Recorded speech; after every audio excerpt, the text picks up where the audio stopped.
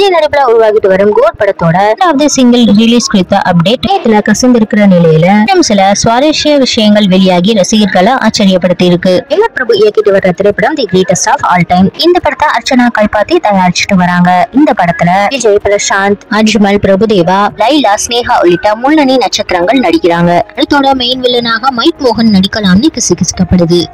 Will ஸ்மித்தின் நடிப்பில் வெளியான Yemeni man படத்தோட ரீமேக்காக கோட் படம் உருவாகலாம்னு சொல்லப்படுது. இதனால ஒரிஜினல் கதைப்படி விஜயின் இளவயது கேரக்டர் நெகட்டிவ் ஷேட் எடுக்கும்னு தகவல்கள் தெரிவிக்குது. இந்த படத்துக்கு யுவன் சங்கர் ராஜா இசையமைக்கிறாரு. இந்த படத்தின் முதல் பாடலான விசில் போடு பாடல் ஏப்ரல் 14ஆம் தேதி வெளியாச்சு. இதுல விஜய், பிரசாந்த், பிரபுதேவா ஆகிய மூவரின் டான்ஸும் ரசிகர்களை கவர்ந்தது. இந்த பாடலுக்கு ராஜசுந்தரம் கொரியோகிராஃப் பண்ணியிருந்தாரு.